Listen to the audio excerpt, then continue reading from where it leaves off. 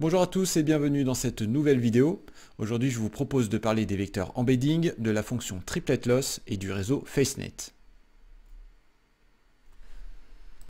On va commencer par les vecteurs embedding. Alors, qu'est-ce qu'un vecteur embedding? C'est tout simplement un vecteur qui va représenter ma donnée. Peu importe ce qu'elle est, ça peut être une image, ça peut être un mot, ça peut être un son, peu importe. On va avoir un vecteur qui représente nos données puisque à un moment donné, il va falloir mathématiser ce que l'on est en train de faire. Donc il va bien falloir trouver des vecteurs représentatifs. Donc on a déjà vu des vecteurs qui représentent, alors là c'était une classe. Si on part de la base MNIST, probablement le dataset le plus connu. Ce dataset donc avec des chiffres manuscrits, on a des labels qui sont associés à chacune de ces images. Et si vous vous rappelez bien, on avait utilisé les vecteurs one-hot. Donc le vecteur one-hot, c'est un vecteur qui va représenter notre classe. Alors pour faire de calculs, on a fait des calculs d'entropie croisée, on aurait pu prendre une autre fonction de perte, peu importe, mais on a un vecteur qui va représenter notre classe. Et de la même manière que notre vecteur représente ici la classe, on pourrait imaginer avoir un vecteur qui représente chacune des images indépendamment. Chaque image, ou dans d'autres domaines, chaque mot ou chaque son aurait un vecteur qui la représente. Et bien sûr, là, on peut se poser plusieurs questions par rapport à notre vecteur embedding. Déjà, on peut lui donner un nombre de dimensions différentes. Alors, sur les vecteurs one-hot, la dimension est imposée, c'est le nombre de classes. Mais si on veut vraiment généraliser la chose, on pourrait avoir un vecteur avec 4 dimensions, ou 2, ou 5, ou beaucoup plus, peu importe. Et ensuite, il va falloir y mettre des chiffres ici, il va falloir y mettre des réels. Alors en général, au final, il faut que ça soit normalisé, mais on peut imaginer une infinité de possibilités pour représenter cette image. Donc ça, c'est une des premières questions que l'on peut se poser. Quelle est la taille du vecteur et quelles données mettre dans ce vecteur? La deuxième question que l'on peut se poser, c'est: est-il intéressant, lorsque l'on a un vecteur embedding pour une image, par exemple ce 5, d'avoir le vecteur embedding d'une autre image qui soit proche ou éloigné de ce premier vecteur? Et typiquement, c'est ce qui a été fait en études sémantiques, en linguistique. Alors la sémantique, c'est l'étude du sens des mots, le sens des mots, des phrases, des textes. Ce que l'on fait pour savoir si des phrases sont proches d'un point de vue du sens, on s'arrange pour que des mots qui soient proches donc d'un point de vue du sens, typiquement des synonymes, et des vecteurs qui soient proches mathématiquement, d'accord, qui soient proches d'un point de vue de la distance. Et lorsqu'on a des mots qui s'opposent, typiquement des antonymes, des mots qui sont éloignés d'un point de vue du sens, on s'arrange pour que leur vecteur embedding soit aussi éloigné d'un point de vue de la distance mathématique. Alors cette technique qui est très utilisée en linguistique, en sémantique, elle a été aussi utilisée en traitement de l'image, et on va le voir ici avec les réseaux FaceNet, des réseaux qui permettent de faire de l'identification. On va parcourir un article, donc je vous laisserai bien sûr le lien dans la description de la vidéo. Voilà, un réseau qui permet de faire de la reconnaissance, de faire de l'identification. Alors, on va descendre un petit peu et voir déjà à quoi ressemble le réseau. En fait, c'est un réseau qui est tout à fait classique. Donc on va faire ici, donc tout est décrit ici, on va faire ici bien sûr un traitement par lot, ça c'est classique. On va mettre un réseau convolutif puisqu'on va étudier ici des images. Donc on partira sur un réseau convolutif tel qu'on a pu en voir sur cette chaîne, il n'y a rien de spécial. Et ce réseau va nous donner donc un vecteur qui va représenter l'image qu'on va lui donner en entrée. Et ce vecteur bien sûr sera normalisé. Alors c'est écrit ici, hop, sur cette ligne. Alors c'est dit bien sûr par un mathématicien, donc il faut qu'on soit sur une hypersphère de rayon 1. Hein, c'est une façon un peu compliquée de dire que on va normaliser, mais c'est ce que l'on va faire ici. Voilà, donc un traitement par lot, une architecture convolutive tout à fait classique, et on a notre vecteur représentatif normalisé. Maintenant que l'on a un réseau et un vecteur embedding. Alors moi dans mon exemple, je vais partir sur la base MNIST. Comme d'habitude, comme ça vous pourrez refaire l'exercice à la maison. Sur votre CPU, il n'est pas utile d'avoir une GPU. avec du matériel très très simple, vous pourrez refaire les calculs. Ça dure moins de 5 minutes. C'est l'avantage. J'ai pris un vecteur embedding qui fait 256. C'est peut-être un peu grand d'ailleurs, mais ça marche très très bien avec cette taille. Et on va regarder là la fonction de perte, puisqu'il va nous falloir une fonction de perte. Et celle-ci est un peu est assez différente de ce que l'on a vu jusqu'à maintenant. On va faire la chose suivante. Dans chaque lot, on va parcourir, je dirais, les images. Donc on va prendre une première image qui s'appelle Encore dans l'article. Et on va en choisir 2 autres. Il faudra en tout, dans chaque lot, choisir 3 images, d'où le nom triplet loss. Donc déjà, c'est différent de ce qu'on fait habituellement, puisqu'habituellement, on prend la sortie du réseau de neurones et on a la réponse que l'on attend du réseau de neurones et on fait une fonction de perte avec ça, donc par exemple une erreur quadratique ou un calcul d'entropie croisée, peu importe. Ici, on va aller chercher 3 images dans le lot. Donc on va prendre une deuxième image que l'on va qualifier de positive. C'est une autre image, bien sûr, mais une image de la même identité. Alors si on veut généraliser, une autre image qui serait dans la même classe. Et on va prendre une image que l'on va qualifier de négative, pas parce que c'est Emmanuel Macron, mais parce que c'est une autre identité ou une autre classe. Et avec ça, on va faire le calcul suivant.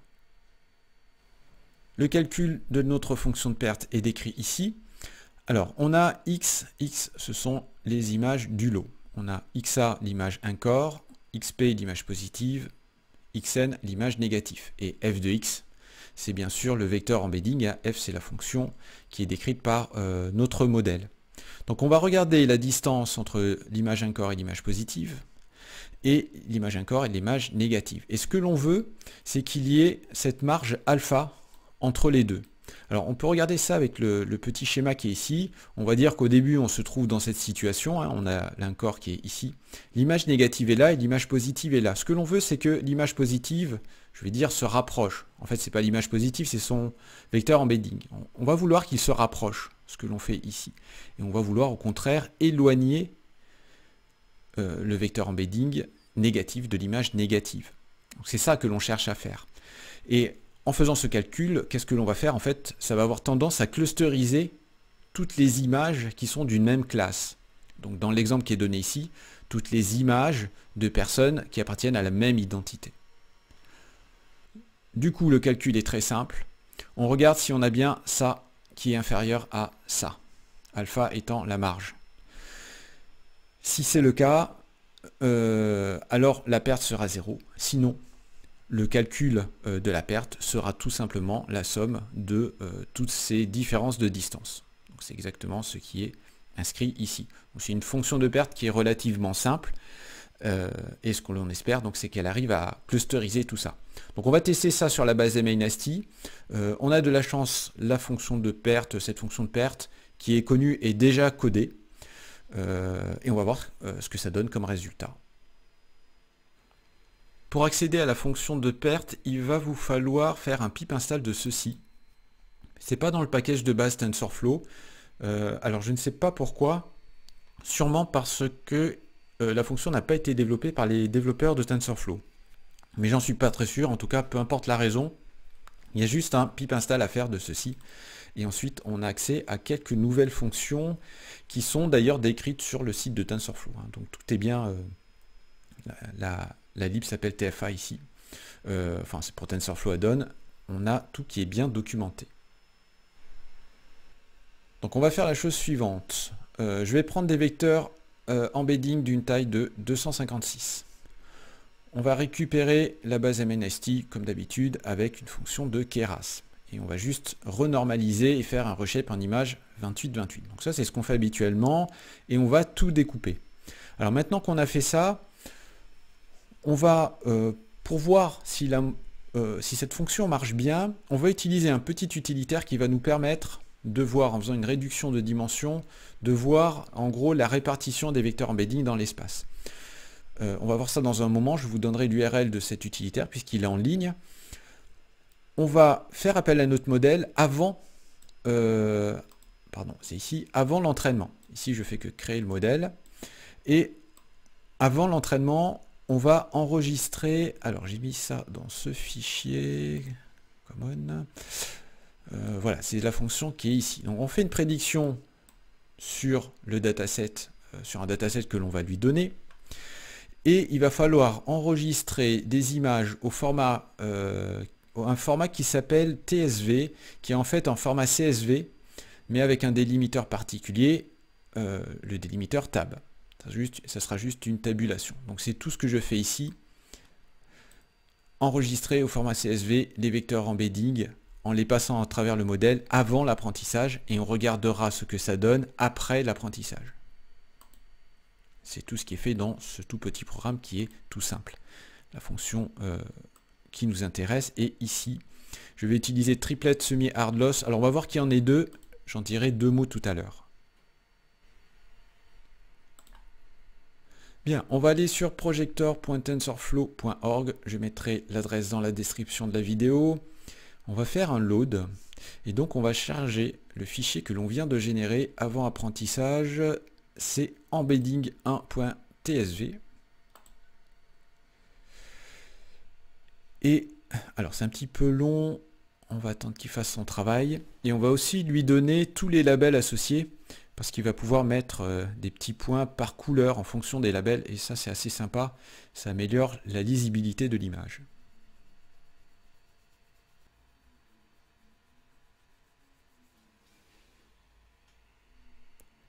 Voilà, on va lui donner le fichier de label.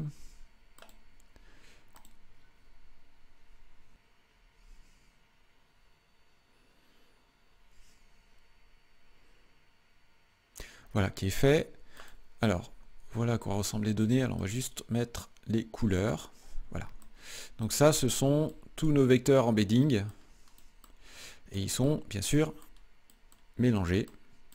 Mais c'est avant l'apprentissage. Donc on va faire tourner le programme.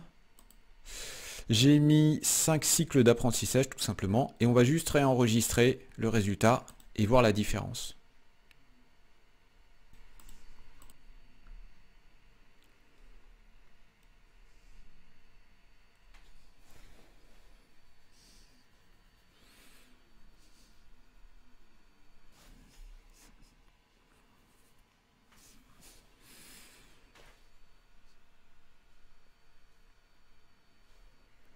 On va donner là aussi le fichier de label qui est le même d'ailleurs. Hop, le voilà. Et c'est parti. Alors hop, on va mettre les labels. Donc voilà, donc là on a réussi à clusteriser nos données. Alors même s'il y en a qui sont un petit peu proches, mais tout de même les clusters là sont vraiment très visibles par rapport à avant, hein. Ça n'a tout de même rien à voir. Et donc maintenant qu'on a fait ça, on va pouvoir, lorsqu'on a un vecteur embedding d'une nouvelle image, si on sait qu'elle est dans tel ou tel cluster, on va savoir à quel label elle appartient.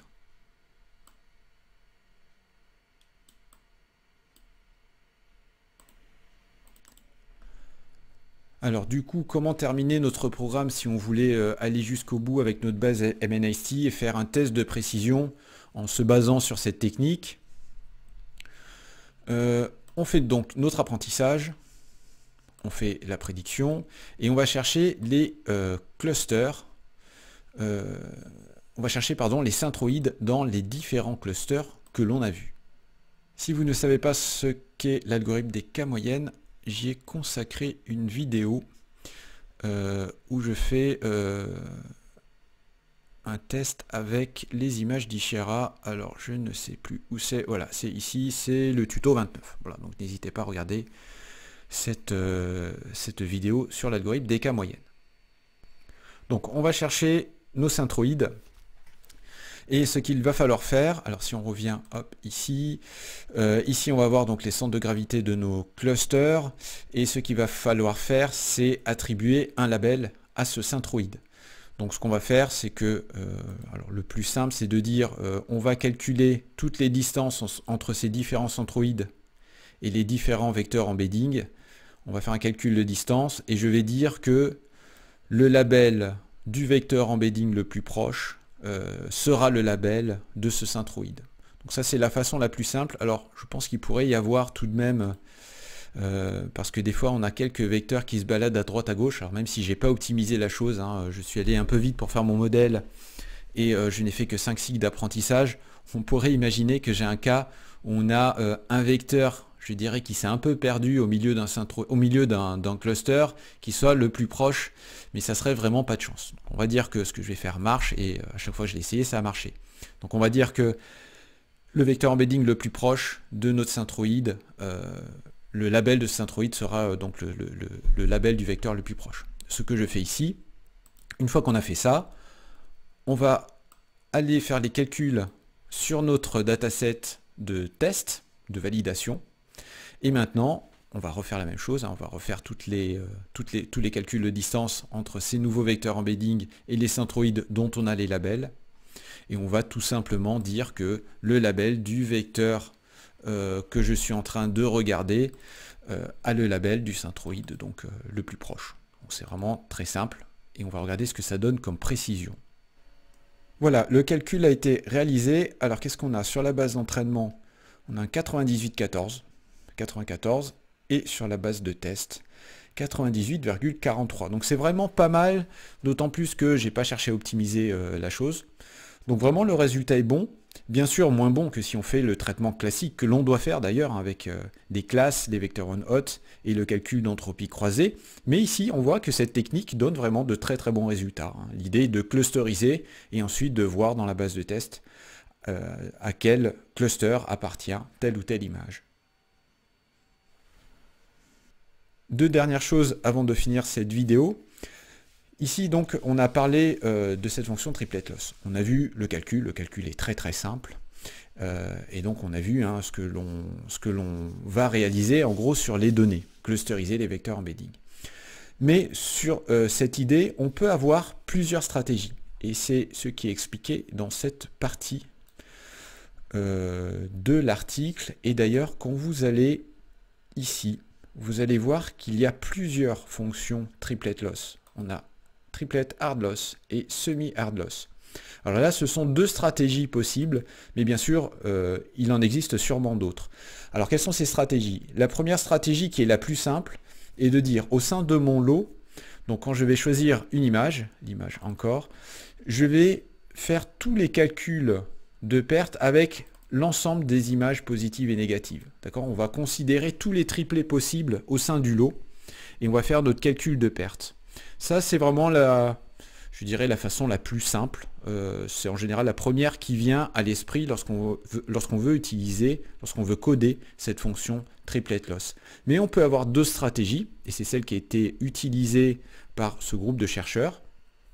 L'idée, au lieu de faire toutes les combinaisons, ils sont allés chercher au sein du lot l'image positive la plus éloignée et l'image négative la plus proche. Et ils n'ont fait le calcul de perte qu'avec ces deux images. Ils n'ont pas fait toutes les combinaisons, mais ils se sont concentrés sur ces images, sur les images, je vais dire, positives et négatives, qui posaient le plus de problèmes. Voilà, donc on peut avoir différentes stratégies, toujours sur cette même idée.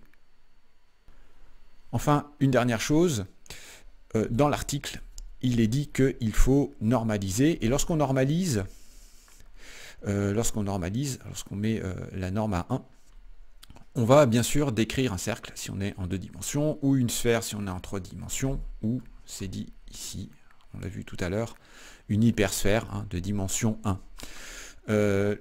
Lorsqu'on a fait nos calculs de distance, alors assez souvent, alors moi quand j'avais testé, j'avais pris la distance euclidienne, mais en fait c'est pas forcément la meilleure des distances. Il y a d'autres calculs de distance possibles, bien sûr, et il y en a une qui est plus adaptée, une qui se base plutôt sur l'angle. Comme on décrit justement des cercles ou sphères ou hypersphères, il vaut mieux se baser sur l'angle, et on a une autre distance, un autre calcul de distance qui s'appelle la distance cosinus, qui en général est beaucoup plus adaptée à ce type de problème. Donc n'hésitez pas, pareil, quand vous travaillez sur ce genre de problème, à essayer différents types de distances. Il en existe beaucoup, mais en général, pour ce type d'exercice, c'est la distance cosinus qui donne bien sûr les meilleurs résultats. Voilà pour cette nouvelle vidéo. Comme d'habitude, vous le savez, je vous laisse tout mon code à disposition sur mon GitHub. L'adresse est dans la description de la vidéo avec toutes les autres adresses qu'on a pu voir dans la vidéo, l'article et l'utilitaire en ligne de TensorFlow pour voir les vecteurs embedding. Bien sûr, n'hésitez pas à faire des commentaires, à poser des questions, j'essaierai d'y répondre dès que possible. N'hésitez pas non plus à vous inscrire à la chaîne, à liker la vidéo, ça m'incitera à faire de nouvelles vidéos. Et en attendant, je vous dis à bientôt.